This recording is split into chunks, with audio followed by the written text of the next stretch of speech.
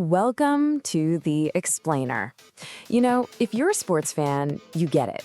It's this daily avalanche of news, a constant flood of headlines that can feel like total chaos. But what if there's actually a system to all that madness? Today, we're going to give you the framework to decode it all. You open your phone and bam, it just hits you. This wall of text, names, numbers, from what feels like a dozen different sports. It's just chaotic.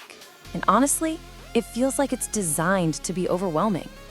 In just a few seconds, your feed jumps from a big football transfer rumor, and then, whoosh, you're over in Formula One with some high-stakes contract drama. Then, just as you're processing that, you get completely blindsided by an injury update from the world of cricket. And right after that, a story that seems to come out of absolute left field and changes the topic completely. So you've got this wild mix of rumor, hard results, and real-life drama.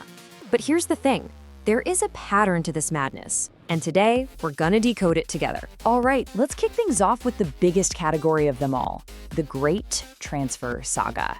This, right here, is the engine room of sports media. It's constantly churning out stories that are all fueled by speculation, by rumor, and by that incredibly powerful question, what if? So, how do you tell a real story from just pure clickbait? Well, the first big clue is corroboration. Take this rumored bid for Alexander Isak. It's not just one outlet reporting it. You've got the BBC, The Guardian, The New York Times, The Telegraph. All of the heavy hitters are pointing in the same direction. That's your signal. This isn't just random noise. It's a real story taking shape. And then you add the money. A number this big, £150 million, it stops being just a detail, right? It becomes the entire story. It's like a lightning rod. For debate, it puts unbelievable pressure on the clubs, and it just generates a whole new cycle of headlines all on its own. This is the fuel for the fire. Okay, and this brings us to a really crucial distinction.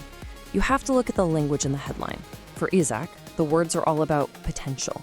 Links, interest, bid, speculation. It's all maybes. But contrast that with Victor Osimhen's move. The language here is final. It's certain. Complete move. One story is the drama of the chase, the other one is the confirmation. Learning to spot that difference is everything. And you gotta remember, this Isak story isn't happening in a vacuum. It's part of this huge interconnected ecosystem. On any given day, you've got rumors just starting to bubble up, like with Man United's talks for Benjamin Sesko. You've got deals reaching a critical deadline, like with Eberechi Eze. And then you have the done deals, like with João Palhinha and Mikey Moore. It's this constant churn at every single stage of the process that feeds that 24/7 news beast. Okay, so we've talked a lot about the what-ifs, but of course, sports news isn't all speculation.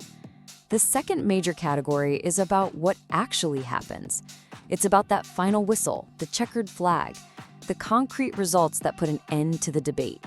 This is where the rubber meets the road. You know, a single Formula One weekend is the perfect little snapshot of this. It generates this whole spectrum of news. You get the drama before the race, like an injury scare for Fernando Alonso. You get the actual on-track action itself, like Lando Norris setting the fastest time.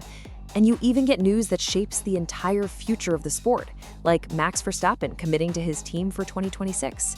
All of that from just one weekend. And these results, they don't have to be for some huge championship either.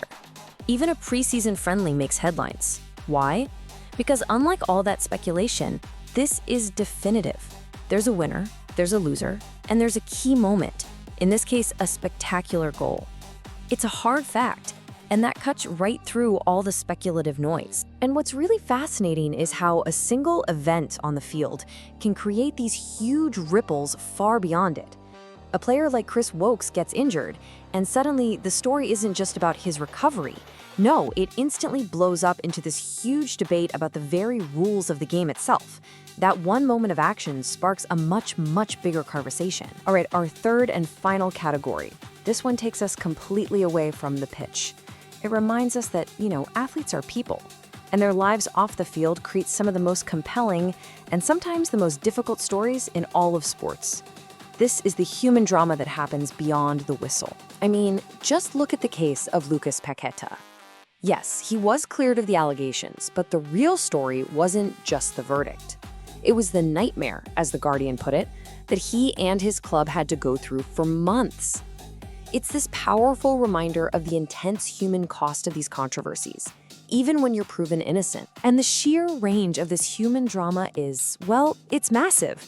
It can be a shocking crime, like the raid on Harry Redknapp's house. It can be profound sadness, like we saw in the tributes to the late Graham Thorpe. It can even be about the very survival of a club, or deep, deep concerns over player welfare. These aren't just side stories. They give the game its essential human context. And sometimes these stories get really, really complex, and they start to touch on the integrity of entire institutions. The Ineos Kerrer scandal is a perfect example. It links a staff member from cycling's doping-riddled past to a major football club. All of a sudden, the story isn't about one person anymore. It's about trust, and it forces us to question the entire legacy of these huge teams. Okay, so we have our three big pillars, right?